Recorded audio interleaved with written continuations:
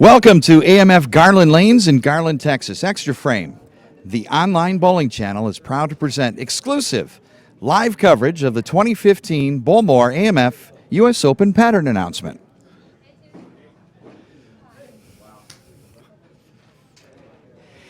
And hello again, everyone. Mike J. Laneside with the Executive Director of the United States Bowling Congress, Chad Murphy. We're on the verge of the U.S. Open and some very special announcements. First of all, it's great to be in Texas. Oh, thanks for being here. We're really excited about the week. The U.S. Open, obviously a big deal.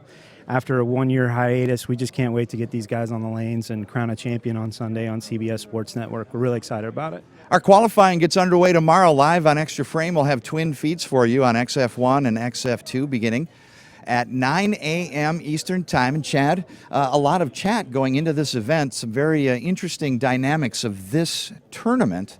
And actually, it started a couple of months ago with a topography evaluation. What goes into such a thing? Yeah, I mean, we're the national governing body for the sport, operating the U.S. Open and really all of our championship events. We want to hold the event in the highest level of integrity we can. And so when we came in and started talking about this event and doing things a little bit differently, the lane topography is a big piece of it. And what we'd like to do moving forward, we've got some contracts in place, but long term we'd like to, flatten the lane within USBC specs, but even go further than current USBC specs for all our championship events. And so we started with this one, the US Open, right here in our backyard. So the folks came in and they mapped the entire center, and then we hired Lane Analytics to come in and basically rebuild the lane, flatten out all the areas, depressions and crowns within 20 thousandths. And we feel like our Open Championships venue is probably the best installation we could probably have around the country. And so we've chosen to, with this event, move us forward in this direction.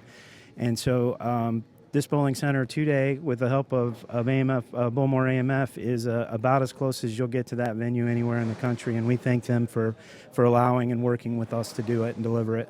One of the interesting things, Chad, about that is everyone at home right now can go dig up that information and actually look at the graphs of every lane in this place. So where can we find that? And how did you get a look at that information? Yeah, if you go to bowl.com in the U.S. Open Tournaments page, it's right there. It says AMF Garland Topography. It'll be posted in the players area this week. If guys wanted to download it and walk around with it, they can. But everybody has gone to a pair. Shifting through a tournament at one point in time where they landed on 55 and 56, and they've been playing them a certain way the whole tournament, and the ball just went straight on 56. That's actually the topography of the lane that creates that. And so we're trying to develop a system where folks will use that information more regularly, and in making it transparent and available for everybody, whether they're bowling the tournament or whether they're watching on Xtra Frame at home.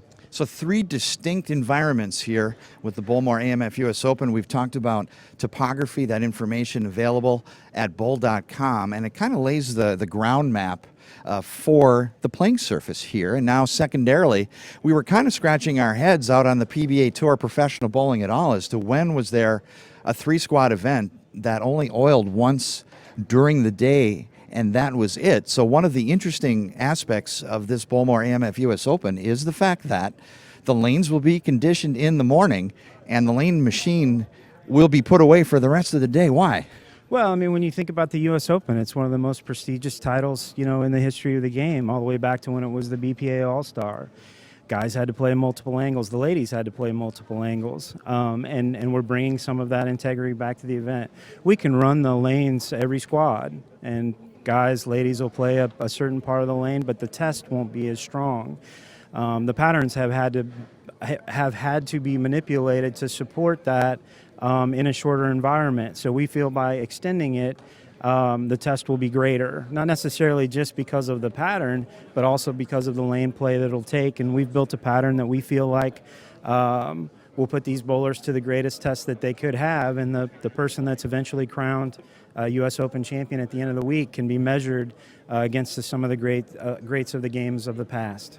Well, thanks, Chad. You led me right into the next part of our program, and that's why everyone at home is watching live on Xtra Frame. We don't know the pattern. The players are just finding out the pattern, and a little bird brought this to me not too long ago, and this is a document that has a lot of interest for a lot of people in the building, for fans at home, and for the players here. So, Chad Murphy, what is the pattern for the Bowlmor AMF U.S. Open? I assume there's a graphic that's being laid out, but it's 43 feet in length. It's about 33 mils, 1.7 to 1 ratio. It's going to allow 3 different angles to play on the fresh. Those angles will kind of push throughout the day. The lane to lane, there'll certainly be some struggles as people practice on the patterns. A little longer than U.S. Opens of the past. I think a lot of folks thought that we would go much shorter to hold the integrity, but we feel like giving 3 different areas of the lane to play will actually hold up those 3 areas a little bit longer. There's certainly going to be some folks playing out, some guys playing in the track, and there'll be definitely some folks bowling or attacking the pattern in the middle lane. Scores will probably be, a little bit higher than most U.S. Opens, but the test will be in the 3 squads and having to play at least 3 different angles, if not more than that, different hand positions, different speed controls throughout the day as it goes on to be successful. So I wonder if you thought at home, what was your initial guess? What were you thinking for ratio and for length and for volume? And I guess my first thought is it's perhaps a little longish than we're used to seeing at a United States Open. And those of the favoring the extreme flat pattern, a bit of a variation here, and then also with the volume. So all 3 factors at play will combine, and then, of course, you need to bowl 56 games to make it on Sunday. Yeah, and I think that's the real look at it, is the total test, right? When you think about the 3 squads in the day, the pattern being a piece of it, certainly the physical and mental challenge of a U.S. Open, asking people to play multiple angles rather than just one, and think about that as the day goes on. It's been much talked about, and there's been a lot of opinions. It's certainly a little longer, but when we really got down to it and we really, tested it, we ended up with 2 patterns, one fairly short, and then this one, and we felt like this was the one to provide the best test to the athlete, the bowler, and eventually the winner. Well, stick around. Ron Hickland is going to have player reaction to the announcement of this oil pattern for the U.S. Open. So, Chad, everything's in place. We have the topography set up. We have the lane conditioning pattern set up, and now the greatest bowlers in the world are going to attack starting tomorrow with 3 straight days of qualifying. Early predictions or thoughts on the competition? No, I think the goal was, when you look back at U.S. Opens of the past, there's been multiple guys, multiple lane patterns that have developed championship matches that were epic. I always go back to 2000 when Robert Smith bowled Norm Duke. You had 2 very different styles that were competing for the championship. That year, Kelly Kulick also bowled to Neil Milligan for the title. Again, 2 varying different styles. We think we'll see that again this week. Chad Murphy, Executive Director for the United States Bowling Congress, thank you for being here. And bowling fans, stick around. Coming up next, Ron Hickland with our defending champion here live at AMF Garland Lanes.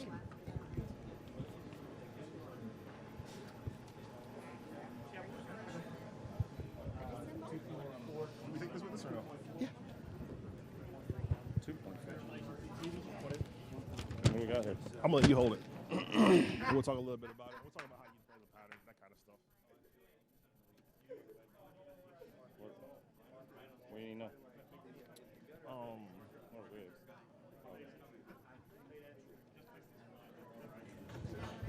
Ron Hickland live here at AMF Bowlmor 2015 U.S. Open. I'm here with Wes Malott, defending champion of the U.S. Open. Wes, so now you've had a chance to take a look and see what the pattern is.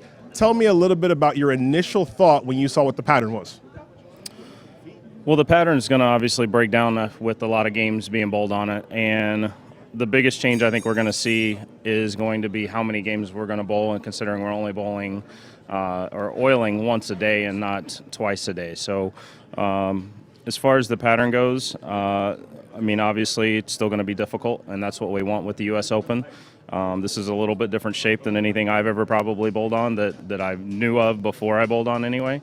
So, but again, with all the play that you're going to see, the lanes are going to break down, and we'll just see how that goes throughout, throughout qualifying.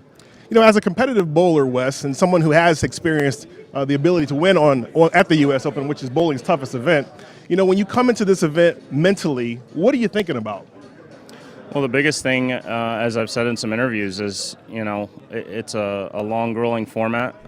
3 days of 8 games of qualifying, so lots of games, and it takes a long time to bowl your way out of it, or really can't even bowl your way into it. So it's just going to be a long, battle with focus and the mental game throughout the week, that, you know, as it goes on, and that's going to be the biggest thing. Yeah, you know, the fact that they are not oiling the entire day. We're going to start off with the pattern that's got 33 mils on it, but that pattern is going to break down fairly aggressively because, as you know, when you're bowling, you're absorbing the oil off the lane. These guys are bowling a lot of games. You're bowling 8 games per block, so you've got a total of 24 games that are going to be played on these lanes before you get to come back the next day and bowl again. You know, when you're coming into like your A squad ball arsenal, is that different than your B squad arsenal or your C squad arsenal, or do you use the same balls no matter what the breakdown transition is? Oh, it's definitely going to be, a different set of balls probably for every block.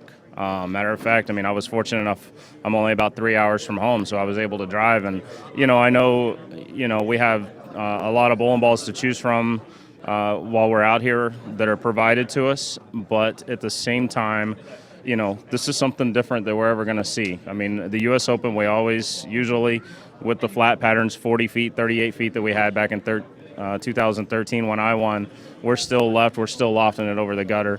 Now we're adding a third block in there. And so really, who knows what was going to happen, and especially with not revealing the pattern until just now. There's definitely more mills, there's more length, but at the same time, there's a lot more games.